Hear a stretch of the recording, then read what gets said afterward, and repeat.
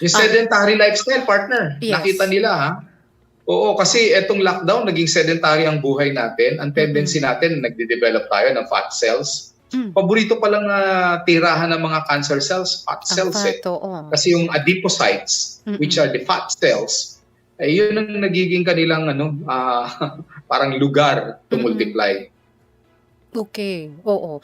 Ang mga totoo ba na kapag ang babae raw hindi nanganak o hindi nakapagpasuso ng anak, ay puwede magkaroon ng breast cancer?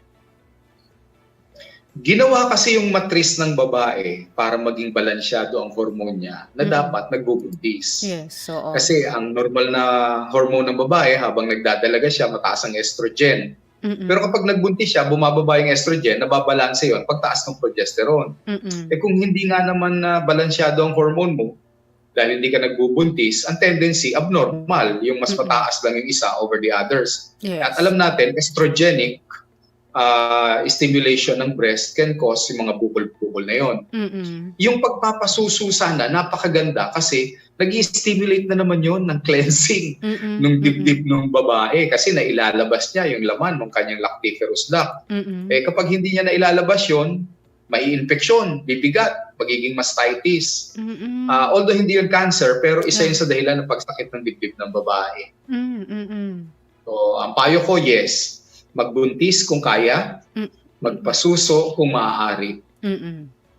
Sa sinabi mong magbuntis kung kaya, so kahit na walang tatay, basta't, maire-raise mo yung anak mo sa sarili mo at saka healthy Alam ka. mo, Oo. controversial yan. Ano? Ano sasabihin ng mga madre? Oo. Sabihin O ng mga paano madre, sila? Oo. paano naman kami? Oo nga. Paano naman kami? Sabi mo nung last week, mga lalaki puwede rin magkaroon ng bukol. Puwede rin ba magkaroon silang breast cancer?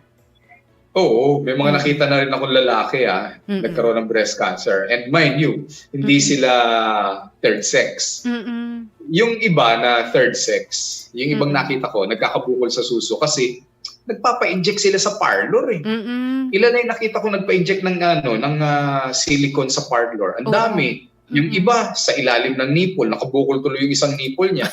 Yung iba, 3 lugar doon sa dibdib niya. Akala niya lalaki yung buong dibdib. Hindi, yung bukol lang ang lumaki. So, talagang hormonal ang, major factor ng breast cancer? Oo, oo, Mm. oo. Isa yun sa dahilan kung bakit ang treatment is there are some treatment gaya ng mga tinatawag na inhibitors, Mm. yung mga aromatase inhibitors. And that is to inhibit yung too much hormone production Mm. or too much stimulation by the hormones, yung mga ganyan.